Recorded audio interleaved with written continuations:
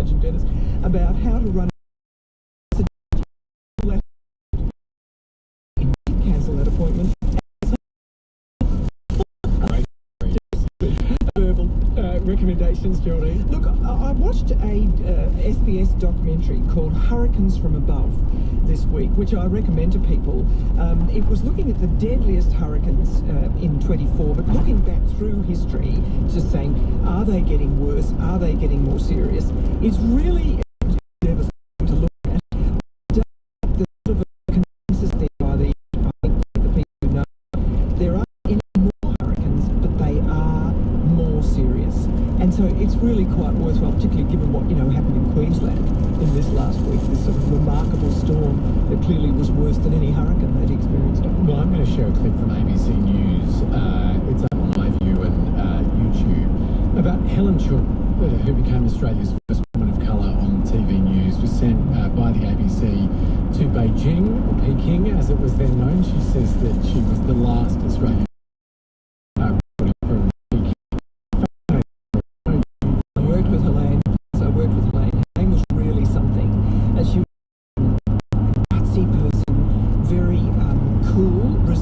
when I saw it, I sort of knew it in to get where you are. Beautiful clip. It only takes 7 minutes.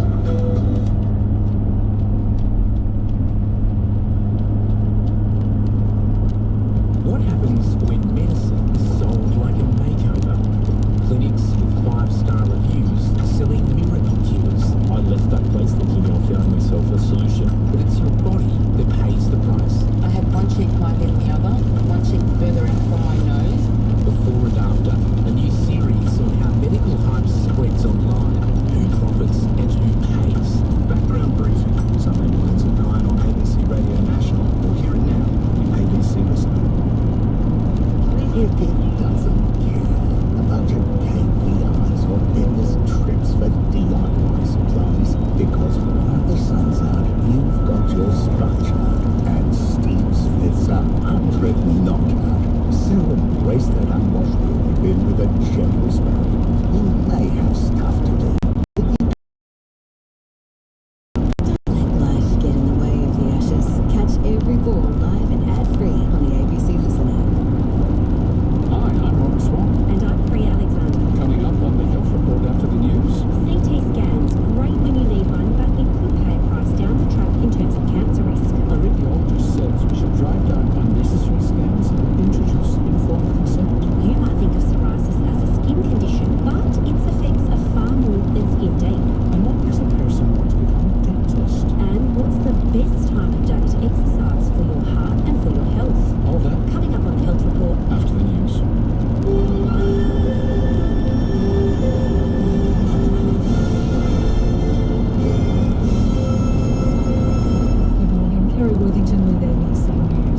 More than 320 people have died and dozens more are still missing after devastating floods in Thailand, Malaysia and Indonesia.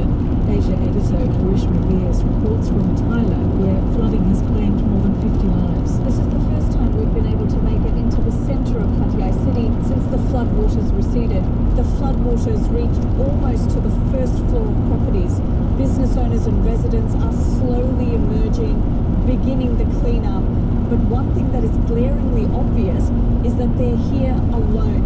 We did not see any official teams helping them. Locals told us that the government had indicated to them that the situation was under control when the rains first started last week. But within days, their homes and businesses were underwater and they had to flee for their lives.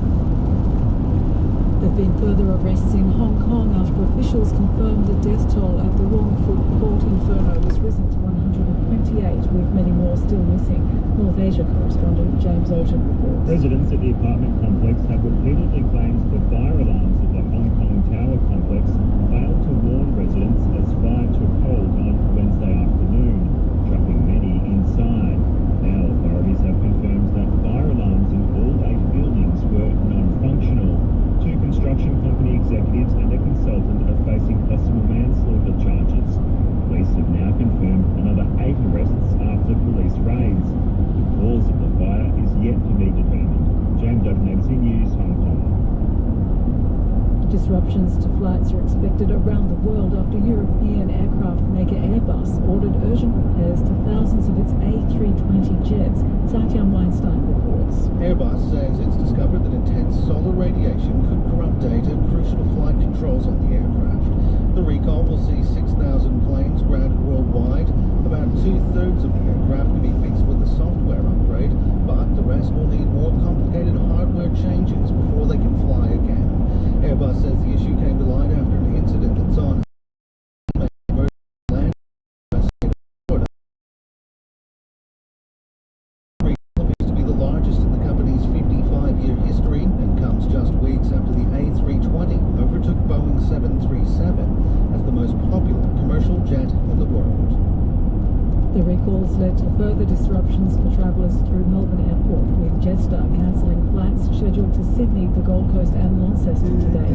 It follows a Queensland could see the potential for some of those damaging severe thunderstorms. So yeah, some of those places we did see them.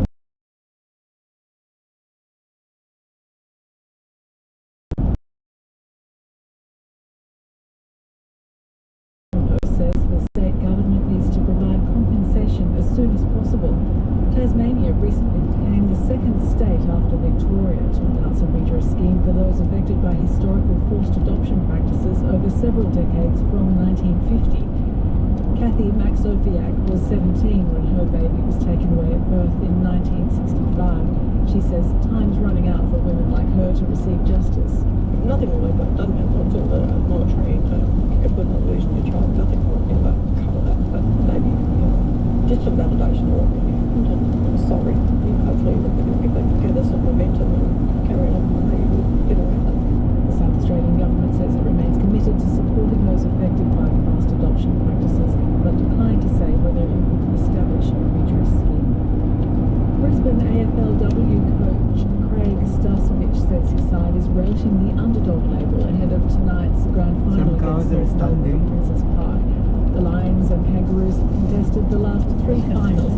North's so far undefeated. Starcevich says his Brisbane team is more than happy to be underestimated. We've been underdogs for 10 years. It's not new ground for us. When we generally it's tend to stay. We spent a couple of days together. Our group love being told they can't do stuff. So we'll see what happens. ABC News. ABC Radio National. How do you feel about going to the dentist, Norman? I haven't been for a while, I'm ashamed to say. But I do get anxious to go to a dentist I don't know. I do too. Yeah. What are you worried about? Then they can do a nerve block well. I do not like going to the dentist. I am up to date with my dental check-in, and I took the kids and myself. I wanted to get it done by the time 2026 came around. I don't like when the scratching around. It's a very vulnerable position. Lying back with your mouth open is just not for me with sharp utensils. With a one-way conversation. Yeah, that's right. I don't get to talk, and we know that I love that. So I'm glad there are dentists. I'm glad there are people who want to become a dentist. But I'm sure that lots of people are lying there thinking about, absolutely want to do this job apart from the money. So we're going to find that out later because Shelby Trainer, our producers, wondered exactly the same thing. And she went to dental school for a day.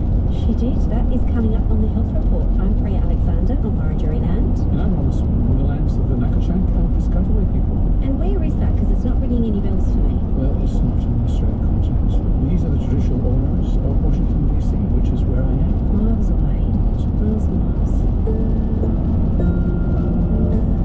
Also on the show, data which suggests that CT scans, CAT scans, can be responsible for up to 5% of new cancer diagnoses annually if current practices don't change.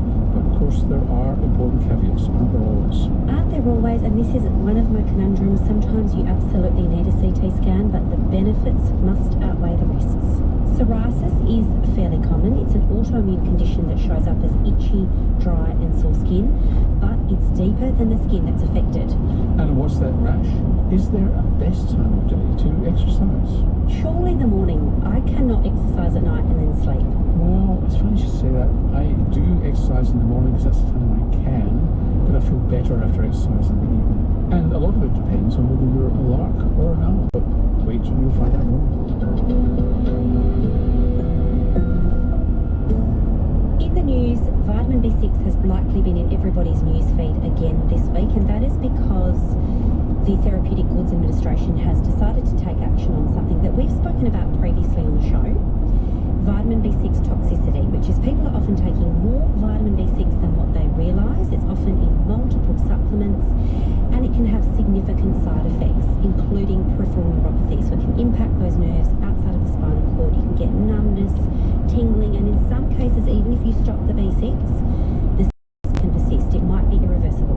And it's in all sorts of products. It's not just in supplements you might buy in the pharmacy. It might be in a food supplement that you could be taking. So the TGA decision, we'll tell you what the decision is, and then I'll tell you why I'm gobsmacked about it. So they'll still allow the sale of products with 50 milligrams of less in them for general retail sale. But in the daily dose, it's worth pointing out. So the daily dose has to be 50 milligrams or less, yep. And products containing between 50 and 200 milligrams are available over the counter. So in other words, they're kind of behind the counter. You need the advice of a pharmacist. And if it's more than 200 milligrams per day, you're going to need a prescription. And of course, not that many people need vitamin B6. You can get it from a diet. But here's the gobsmacking thing. You fail to understand. Our lightning action from the TGA, this doesn't come in until the 1st of June 2027. So if you really want to have a peripheral neuropathy, you can go right ahead until the 1st of June 2027. Why? Or why does it take so long? Well, they've actually said that it's because they're trying to give the industry time to prepare. Stuff that. Well, I agree with you, but we've talked about this before on the show. I just think the regulation of supplements is baffling. Like, you're gobsmacked about the deadline of June 2027. I just think I can't believe the claims that supplements can make that are unfounded and unproven, and they can get away with it, and it's sold in pharmacies and online. I just had a patient tell me this week what they were taking for their ADHD, which lacks evidence completely, and I thought, I can't believe this is allowed to be sold. The regulation of supplements is baffling to me. Well, there's regulation on paper, but the TGA doesn't necessarily police it unless there's a complaint, so you can make a complaint. If you are looking at labels and vitamin B6 in prior to the 1st of June, called vitamin B6, there are other names for it: pyridoxine, pyridoxamine, and pyridoxal. So just be a little bit careful when you're buying supplements as to what is in them. If there's B6, probably just think that they're going to have a nice Mediterranean rainbow meal, as Priya would say. You're merging us together. But also, we do bang on about this as well, but most people don't need a supplement. So Norman and I don't take anything extra. We share this offline, don't we? I'm not taking anything. Are you? I'm not. No, I'm not. It was more of a stationary session. I am not taking anything. Look, there are a very small number of medical conditions where you need vitamin B6, but that's it. Yes, always exceptions to everything. If you're planning a pregnancy or you're deficient in something, you need supplements. Most of us don't. Also back in the news, H5N1, which is bird flu, that's that strain of influenza A virus, has now been detected in an Australian territory, Heard Island. Yeah, 4,000 kilometres southwest of Perth, so it's not exactly on mainland Australia yet. Why are we worried about this? This is the one that they're worried could be the next endemic of flu, because it's got high mortality rates when it does infect humans, but it's not spread human to human. The moment is animal to human. And so we've got to keep an eye on this, and we've been expecting for a while for it to land on Australian shores. It has landed on Australian shores, but and people might be wondering, how is it detected on this remote island? Because a population of elephant seals had died on the island. So that's how this was detected. So this has, of course, health impacts. Are we prepared? Are we ready? Do we have vaccines if this does come to the mainland, if there's human-to-human transmission? But also this is going to have impacts for nature as well, and for animals, and so certainly something to be aware of. And very briefly, the Breast Cancer Network Australia, which is a consumer-based organisation representing the interests of women and men with breast cancer, has released really quite astounding findings of the number of living with breast cancer that's spread. Metastatic breast cancer, yeah. And it's only 21,000 Australians, so about 20,800 women and about 150 men with breast cancer that's spread. And the thing that's significant, I think, is that it's been underestimated previously. So they thought it's double the previous estimations, and this impacts funding and support really complex care needs. They have complex care needs, psychological impact of having that, and the treatment of breast cancer that's spread. We've got a lot of research that goes into the first-line therapies when you've initially got the cancer. And breast cancer probably represents the most sophisticated advanced treatment of any cancer at the moment, and they're getting remarkable results. And they're also getting remarkable results with cancer that's spread, such that in many women it's become almost like a chronic disease where they can live for many, many years with cancer that's spread. But we still don't know a lot about why cancer spreads, how to prevent it, and how to treat it effectively. Because what oncologists say is that once you've got cancer that's spread, it's very hard to achieve a cure. The time you achieve a cure is at first pass, when you first diagnose. And we simply don't know enough about metastatic cancer of any kind to say, well, we actually can cure that, and we can't yet. But hopefully this is a push in the right direction. On ABC Radio National, you're with the Health Report.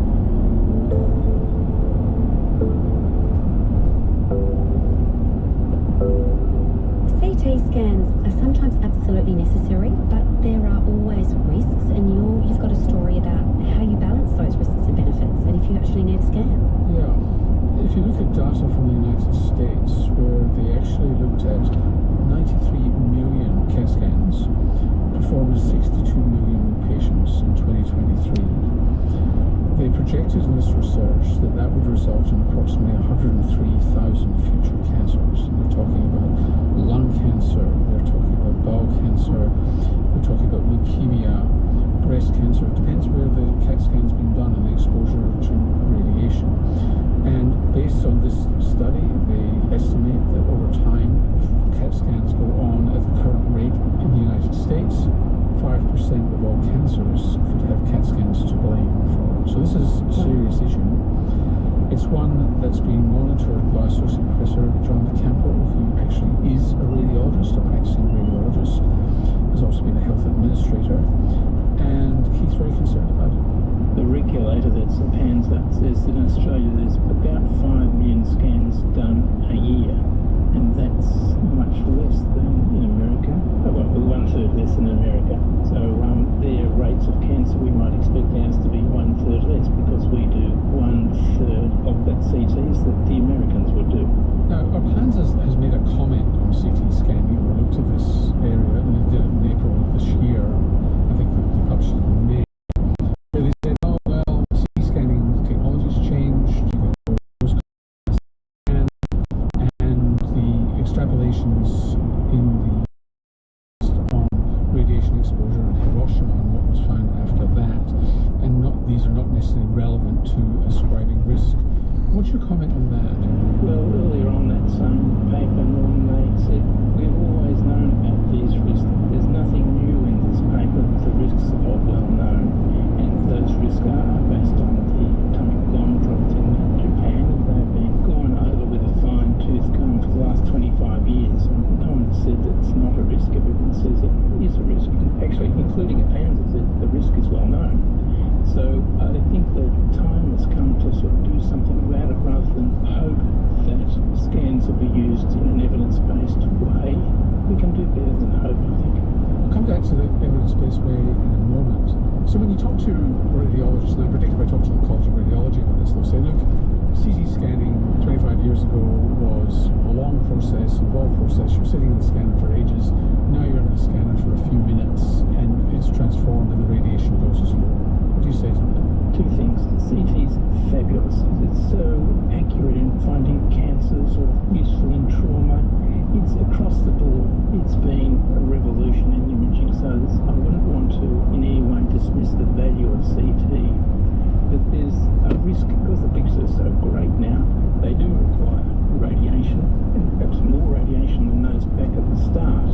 And we have improved the detectors. Well, we've improved the software so that the small patients get less than big patients. So there's been a lot of improvement in the way the scans are done, but they do involve radiation, and the radiation doses in the recent article are the current doses, actually from 2019 if I remember, but these are current doses on current machines. But is there any sense of who's really at risk here? So is it, I'm getting my coronary arteries checked and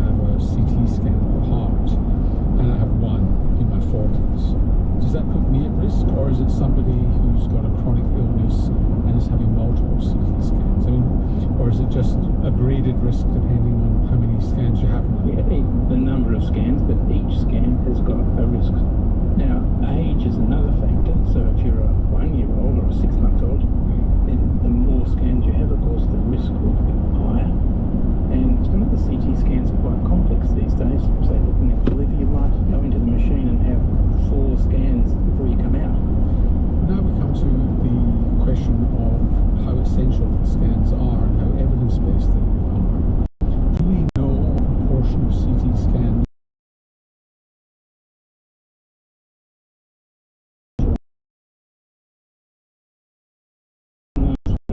asthma, CT chest, please. Or woke up this morning with back pain, CT back, please. So this is from your personal experience? Yeah, personal experience, but it's the biggest culprit is probably in back pain, where we know that in 6 weeks 95 or 98% of back pain will get better by itself. So unless there's a red flag, then waiting is the best plan. Arthritis will be the next commonest one, with plain films increasingly being replaced by CT of the knee, please. The results are the same for one is that referring doctor, so they know the patient and who are you to say no. The other is conflict of interest financially, which is that we've covered this story before, you've got heavy corporatization of private equity and even listed companies in the radiology space, where they are telling their shareholders how much they're making out of the volume of scans that they're doing, and therefore if you say we don't really need to do the scan back to the GP, you're reducing the earning. I mean, there are lots of forces here against rational imaging. Yes, and I think I want to talk about there are drivers around us all the time, and it's hard to there are drivers around us all the time, and it's hard to ignore them. So what's the solution for this? I remember, and I don't know whether it's sustained itself, Massachusetts General Hospital in Boston had a problem with exponentially rising radiology costs, and what they did was that when a referring doctor referred for a particular scan and it looked inappropriate according to the clinical notes on the order form, they sent an email back to the doctor saying, in this situation it's not really indicated, and figures we're not stopping you doing the scan, but you'll have another think about it. Did that work? I don't know that example, but evidence-based imaging has proven very, very difficult to introduce in any country. You know, you gave an example where it might have worked, but even the guidelines for lung cancer nodules, they are not religiously followed actually. You know, people still having follow-ups when the follow-ups are not indicated. It's a great difficulty in doing the right thing. So if you were a dictator, what would you say should happen? Oh, the dictator, yes. If only think the solutions, being a benign dictator, would be to first make MRI more available to general practitioners for red flag spinal imaging. So that's cervical, thoracic and lumbar. Let's open up the gateway. That would replace CT of the spine for red flag cases.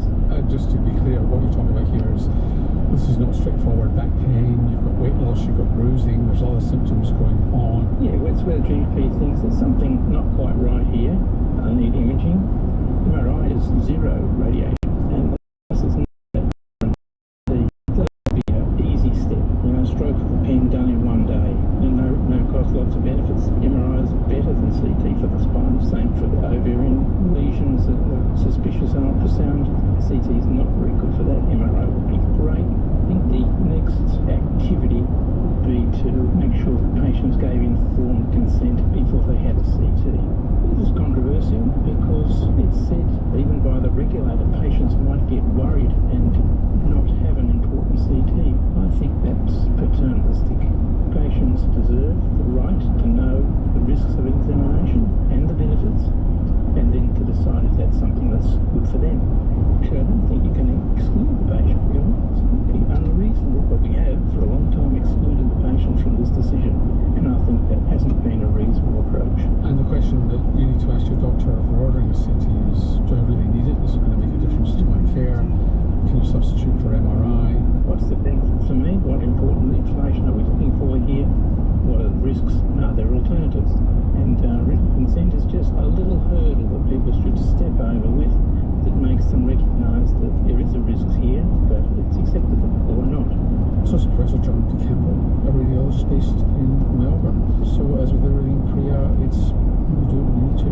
That's right, and for some people the benefit definitely outweighs the risk, but it's worth a discussion. I often say to patients, this is what we need, but these are the potential risks. So I think if you have questions, ask about the potential risks and get the information. I think one of the most useful questions you can ask your doctor when they're doing any test on you is, why are you doing the test? And is it going to make a difference to how you treat me?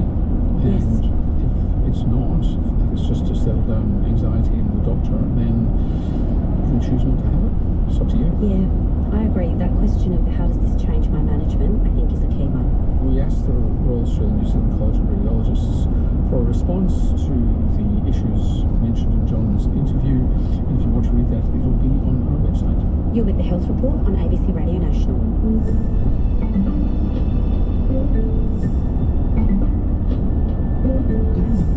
Coming up soon on the Health Report, our producer Shelby Trainer goes to dental school for the day and actually does a filling, all in search for the reason why people do dentistry. Psoriasis is often just considered a skin condition by many. People don't realise that it can impact your risk of heart disease, increase your risk of mood disorders like depression. It's also pretty common, affects about 2.4% of Australian adults. Oh, and runs in families. It's actually in my family. I don't have it. Oh, is it? People in my family do. Isn't he? There you go, he does have a very strong Isn't he genetic like component. But there's been a lot of updates in the terms pool of doctor? management options. Yeah. And there's some work being done to better guide people with the diagnosis of psoriasis when it comes to their risk of heart disease, which is actually higher than you might realise. I spoke to dermatologist Dr. Anika Smith. It's a chronic inflammatory skin disease, but our understanding of this condition as a systemic disease has really evolved in recent times. So we know there's a number of important conditions associated with psoriasis, namely psoriatic arthritis that affects about 30 to 40% of patients with psoriasis. Perhaps most importantly, there's about a 2 times increased risk of heart attack and stroke in this cohort, and that's owing to accelerated rates of atherosclerosis. And along with that, we have increased prevalence of all the known cardiovascular risk factors, hypertension, hyperlipidemia, diabetes. The metabolic syndrome obviously is increased in this cohort. We now understand too that the altered inflammatory burden in the skin, if you like, can also impact on brain neurochemistry and may in part be responsible for some of the depression and anxiety we see in this cohort. Other well-established associations include other autoimmune diseases such as celiac disease increase, but I'd say the main ones that we focus on in clinic and that may influence our therapeutic decision making in terms of choosing the right drug for the right patient strongly rest with the joints and also now the heart risk. Wow, it's a lot, isn't it? I think a lot of people still don't realise just how much is involved in this diagnosis. When you talk about the metabolic risk and heart disease risk, at the moment, is there a clear consensus or a guideline for prevention of heart disease in people diagnosed with psoriasis? Should they be getting extra checks, cholesterol checks, blood pressure checks? Look, there's acknowledgement amongst international cardiovascular guidance that psoriasis should be included or considered as a cardiovascular risk enhancer. The actual truth is that psoriasis is an independent cardiovascular risk factor. So having psoriasis is equivalent to having hypertension, diabetes,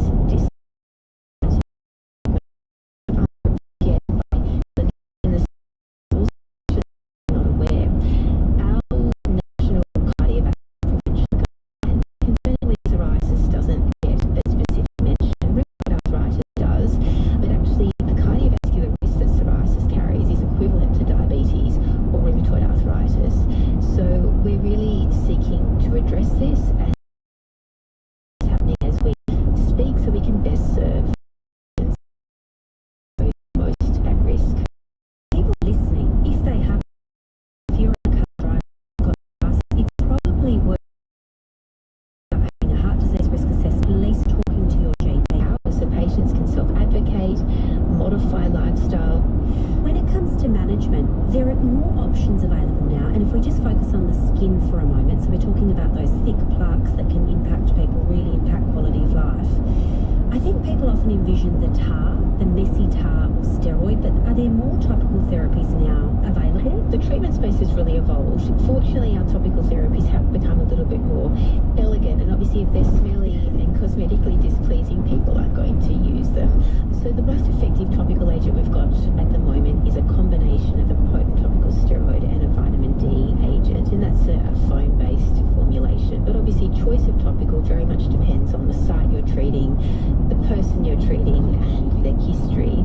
So we start off with topicals and phototherapy according to severity, as you've already mentioned. But I think an important point to note is it's not necessarily how much of the body is covered in psoriasis. We now understand that high impact site involvement, such as scalp, palms and soles, genitals, which take up on the whole a very small percent body surface area, still impact on quality of life enormously, and they are deserving of appropriate therapy, including systemic therapy.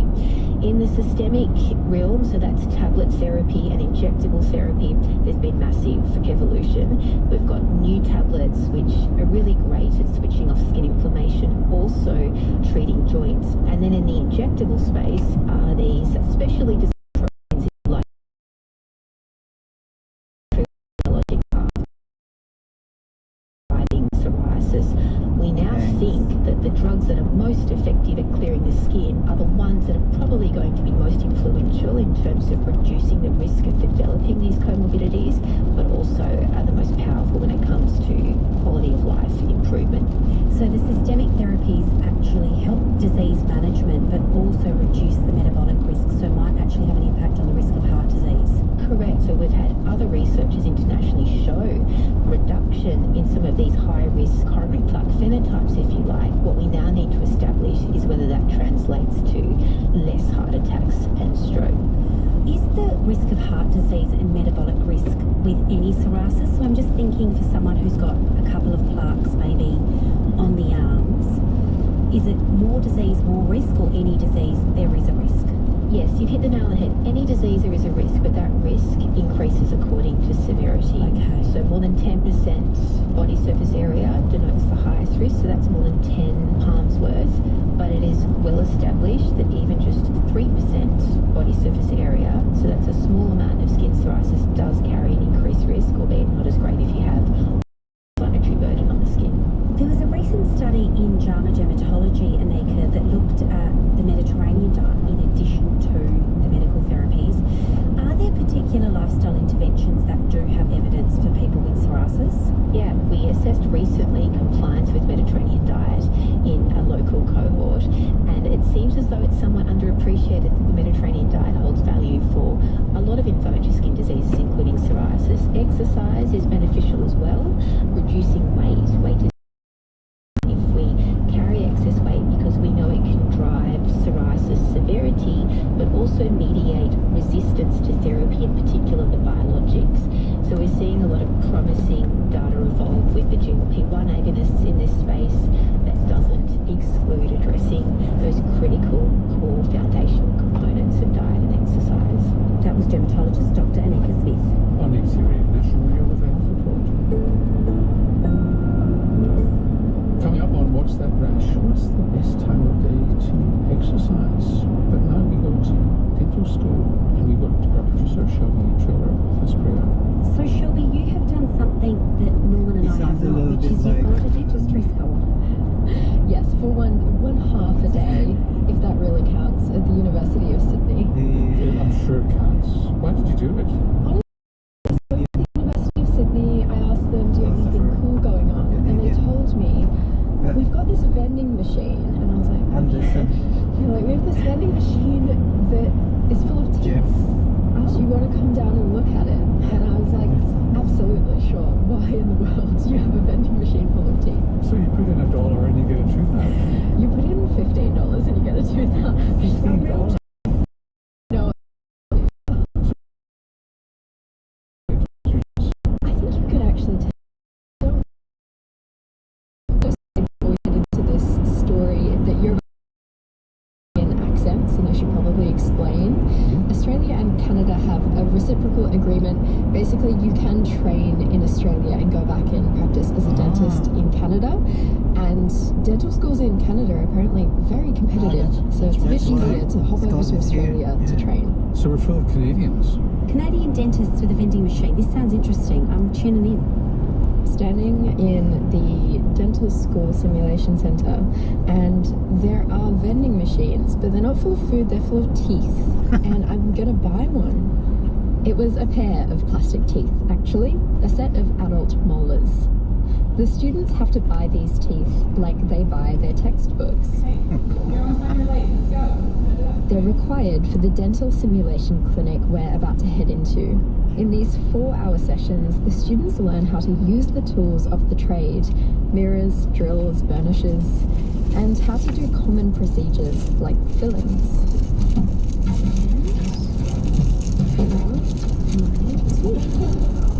Great. And their teacher is Dr. Tanya Wendels. I am an educator here at the University.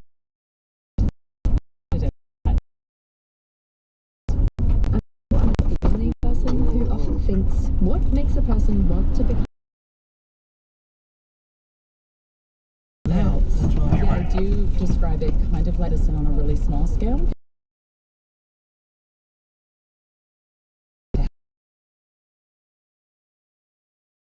You get to take something that's broken and then recreate it. We don't talk about dental care all that often on the health report. Maybe because giving the advice, just go to your dentist, is even more complicated than telling people to see their GP. Especially in Australia, where dentistry isn't part of Medicare, we've sort of separated the mouth from the rest of the human body, which is a little bit unfortunate because it does tie into the rest of your health. Millions of Australians are skipping or delaying visits to the dentist. It's a decent size. When they do go, it's often to fix something that's gone wrong, rather than to prevent it going wrong in the first place. So it's no wonder it can take between 5 and 7 years to become a dentist. I find that it is a very demanding job where you need to be a motivator, you need to bring the energy, but you're also doing fine detail work backwards, upside down, and underwater, so it can be quite intense. Today's dental simulation clinic is full of first years who are just starting that journey. So they're learning this all for the first time, so they don't know how to hold a drill, how to sit, and that's one thing that they're really concerned about. They are high achievers, they're type A personality, and they're used to trying something and excelling at it, and so to come in here and then have to learn how to sit and where to put your finger and how to hold a drill and how to do these tiny, minute movements and experience that failure and that ability to build on that can be quite challenging for them, but it's really good to watch the progress through the year. Today the task is to learn how to do an amalgam filling, probably better known as a silver filling. The students have between 5 and 7 minutes to pack the amalgam into the tooth before it hardens. If they mess up, they have to start the process again, which is why they're going to practice this a lot. First on clay models, then on their mannequins with plastic teeth. Right now we're doing amalgam restorations.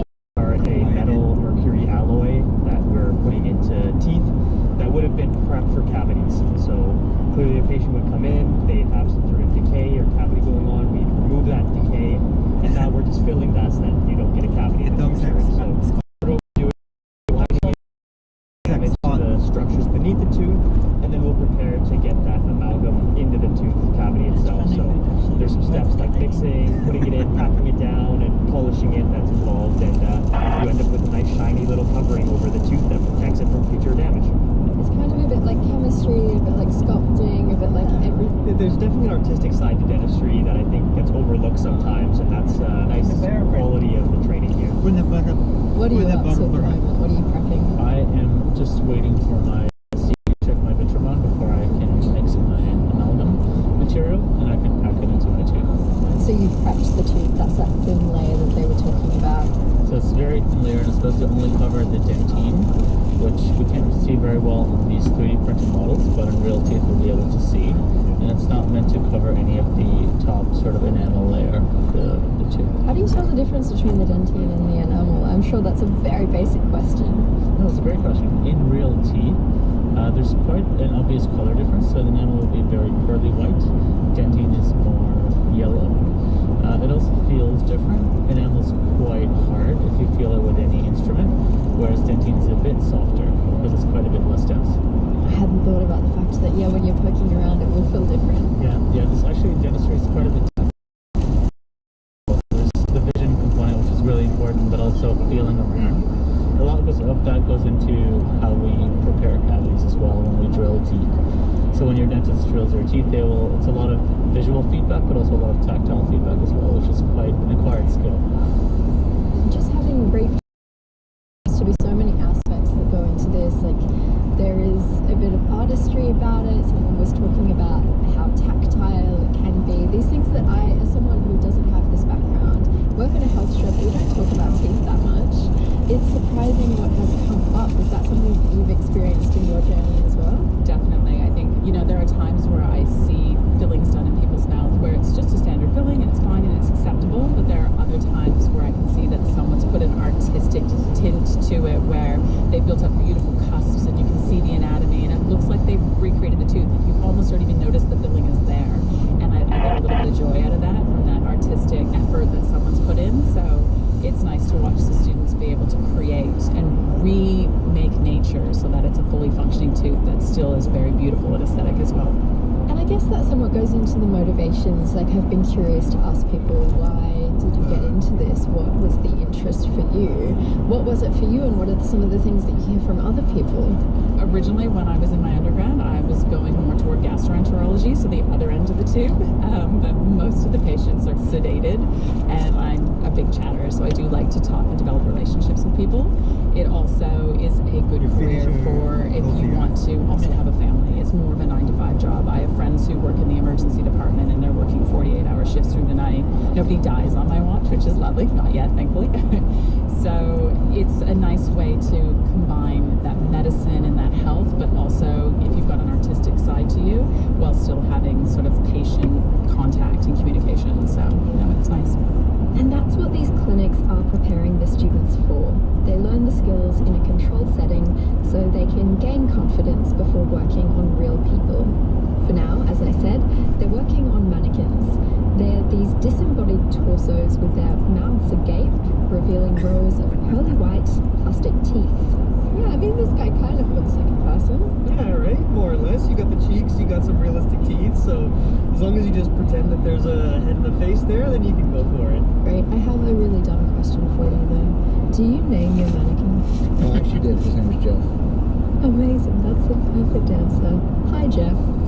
He looks quite terrifying. Some of them have eyes and they look even worse. Oh, no. Yeah, I'm glad this doesn't have eyes. Well, I'll let you get back to it. Thank you. One of the teachers points out that these mannequins don't move, and they don't have a tongue, they can't swallow, and they can't complain. They're pretty far away from being people who are anxious about going to the dentist. Maybe they've avoided it for years or haven't been able to afford it. I don't think going into dentistry, I realized how much you almost are a psychologist in a way. As a kid, I loved going to the dentist. I was super excited to go. Look at me now, right? But you do have to understand that the person who comes in doesn't want to be there. It's a very personal space in your body, and someone's now going to put their hands in your mouth, and you feel like there's a bit of judgment that goes with it. Because a lot of what happens in dentistry can happen because you haven't taken care of your teeth. You've left plaque, there's decay, your gums are bleeding, and so it's our job to fix what's been broken. You have to be very careful with dentistry in the sense that you can't bring that judgment. You have to support a patient. You have to understand that it is a personal and anxiety-provoking space. Okay, so that explains the vending machines, shall we? But it was more than that. You actually had a goal. Yes, so Tanya Wiggles, who you just heard, became my dental assistant. So we're going to get you to do an amalgam. It's a class 1. Class 1 means it's just the biting surface of the tooth. And showed me how to do a filling. It was on a clay model of a tooth. It wasn't even on the plastic teeth. I didn't get to use my plastic teeth, unfortunately. And you didn't get to do a nerve block, so keep them quiet. I'm packing like a mercury-containing substance into someone's my patients already had a cry, and they were super nervous with the needle, and I had to talk about their kids and their last trip and what their mom likes to eat.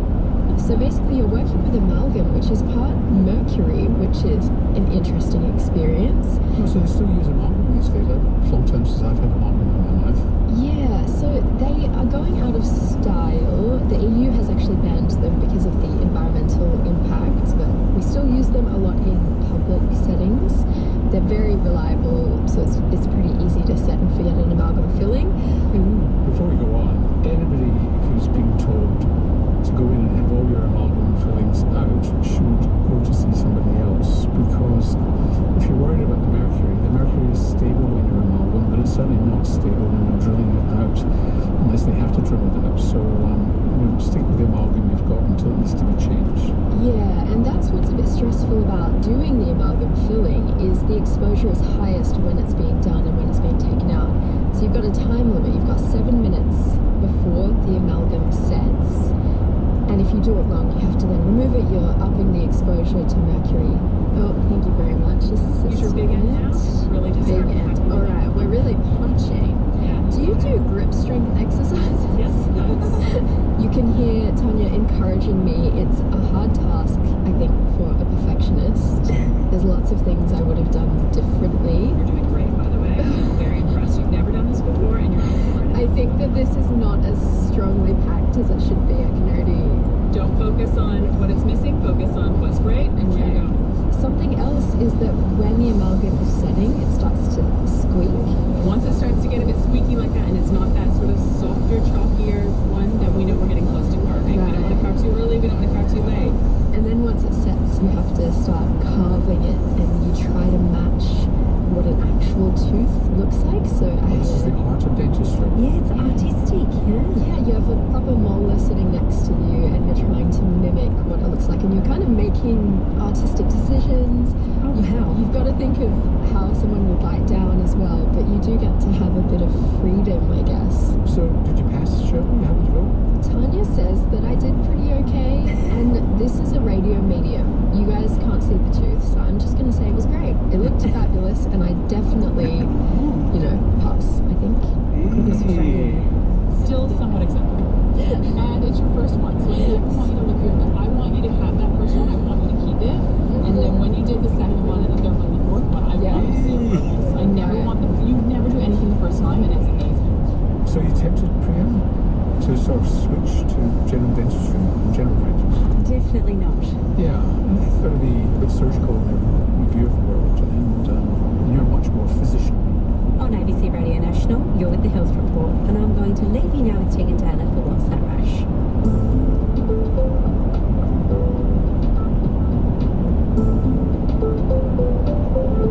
Tegan, when do you take your exercise? I am definitely a morning exerciser. I mean, I do exercise at night sometimes. I'll go to a weight session at night because that's when it's on.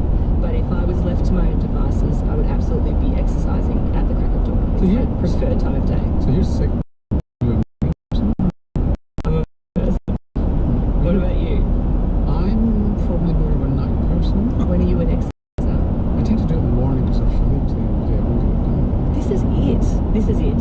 So there's like scheduling issues, and then there's also like your chronotype. Anyway, let's get into it because that is what we are talking about today on What's That Rash? A podcast where we answer the health questions that everyone's asking.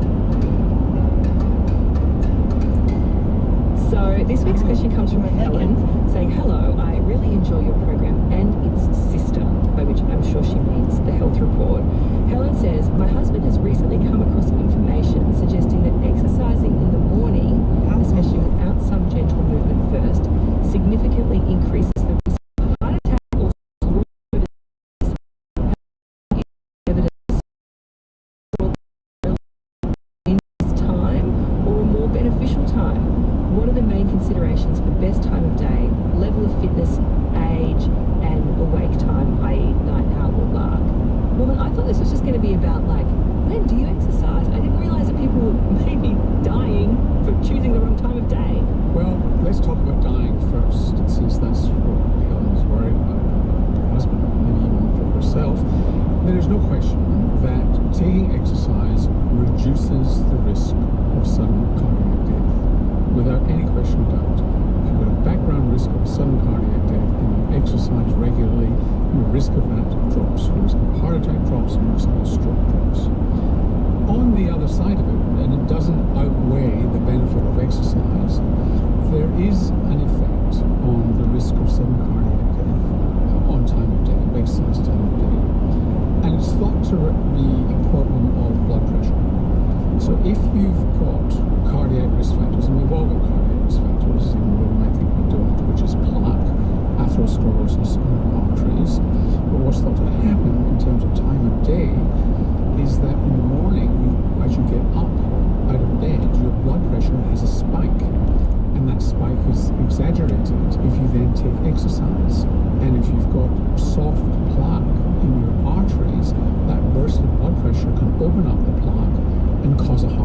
That's the theory behind morning exercise. And when you look at the epidemiology of heart attacks, they more often than not occur in the morning. They don't exclusively occur in the morning, but they more often than not occur in the morning. You're really making a strong case for hitting that snooze button, Norman. Like, if I'm already in my bed and I'm like, I don't want to get up and go for a run, it's like, because I might die of a heart attack if I do. So here's the good news. And the good news comes from a massive study that you and I have spoken about before, which is called the UK Biobank study. This is where 500,000 people or thereabouts have been incredibly altruistic and agreed to have their health monitored, a lot of knowledge about their health and well-being recorded, their genes measured, and their medical records followed through time. And international researchers have been using this database because it's almost unique worldwide and learned a lot from it. So they've looked at this very question about the risk of death, morning, midday, or night, in terms of exercise, and they're able to compare it to the risk of coronary heart disease and indeed their chronotype. Are they a morning person or a night person? The results were fascinating.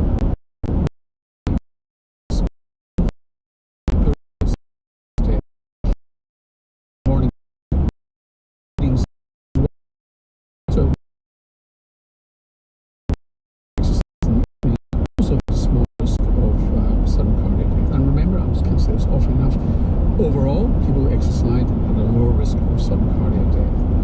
So coronary risk factors did make a difference. So if you had risk factors for coronary heart disease, your risk of sudden cardiac death went up, which is what you'd expect. But your chronotype mattered. So chronotype being, are you a night owl, are you an early bird, or are you somewhere in between? We have talked about this before. There's a previous WhatsApp rash on night owls and early birds. So it turns out that if you are a morning person and you exercise in the morning, according to the UK Biobank study, there's no increased risk of sudden cardiac death. Oh. If you are an evening person and you exercise in the evening, there's no risk, significantly increased risk of sudden cardiac death. So it's when people were fighting their nature. Correct. Really? So if you're a night person and you exercise in the morning, then you had a slightly increased risk of sudden cardiac death. They were the ones who got it, okay, at a lower level than you would expect because they were exercising, and vice versa. You had it was a lower spike in the evening, but it tended to be people who were morning people and exercising in the evening. That is wild, and a great excuse to get out of going exercising early in the morning with your early bird friend if you don't want to. Can we just put some numbers around what the increased risk was? Because I think that this is the sort of thing that's like headline, more likely to die if you're a night owl and you exercise in the morning. What actual absolute risk are we talking about here? So just to give you a perspective here, out of all the biobank sample, they looked at 94,489 people. Okay. Overall, during a follow-up of 7 years, there were 629 sudden cardiac deaths. Is that a lot? It sounds like a lot, but it's not really a big proportion. No, so it's like 100 a year, fewer than 100 a year out of 94,000. And what they don't talk about here is what's called the absolute risk. So in other words, if I am an evening person and I exercise in the morning, what's my personal increased risk? And they didn't actually do that, but you're asking the right question because you want to know what the increased risk is for me, myself. For example, if your absolute risk was 1%, it maybe went up to 1.5%. Correct. Hopefully that puts Helen's mind at ease at least a little bit in terms of the risk of getting out of bed and going for an exercise at all. So can we talk a bit about her subsequent questions, which were really like, is there a best time of day to exercise? What do we know about this? Best time to exercise is the time that you actually can exercise. Well, that's like what you were saying, right? Like you exercise in the morning because that's, if you don't do it then it might not happen. Yeah, early morning, late in the evening, or the way the paper puts it is those are less favourable times to exercise. But if you're going in tune with your body, the risk is really low. And I think it's really hard. 40% of Australians don't meet guidelines, which are, like you said, Norman, one of the biggest ways that we can protect against coronary heart disease. And one of the ways you do that, you think that, well, I've got to start bashing. In 800 metres, turn right onto Oxley Highway, B56. Why it's safe is that It's moderate exercise. And if you've not had any exercise for a long time and you're getting off the couch to do exercise, walking for 30 or 40 minutes along the flat will be moderate exercise. You'll get out of breath, and that will be you getting out of breath. Nobody's saying to you that you got off the couch and turn right onto Oxley Highway, B56. Fast enough along the flat that you're getting out of breath. And don't be embarrassed that you're getting out of breath walking along the flat, because 2 weeks later you won't be out of breath, which means you've got to add in a hill. Continue on B56 for 1 kilometre. Progression, which you need to do, happens slowly and steadily, and your body adjusts. It's not sudden. This is, there's well documented sudden cardiac deaths where you play tennis once a week. That's the only exercise you get, or squash. And suddenly from a sitting start, you go and you do this extreme exercise, which is going to raise your blood pressure and your pulse acutely when you're not fit. That's not good for you. So time of day in general, and so we're not worried so much about like having sudden cardiac death. We very much hope that that does not happen to us, but we are wanting to optimize our exercise and working in the time of day with that. I mean, for starters, exercise is a really important part of our body clocks, and it's a Zeitgeber. It gives us time in our brain and our body. That's right. And if you're an evening person, that'd be quite good for you to get out there in the morning, and maybe you get this small adjustment, which means you're sparking away and you're not falling asleep in front of the telly as easily. So what about performance? Are there certain times of day that we are maybe more likely to, if you were in a competition, that would give you an advantage? The evidence is all over the place with that, although, as you can imagine, in elite sports, they've got some greater understanding. So in sports where you require accuracy, such as tennis and so on, you are probably better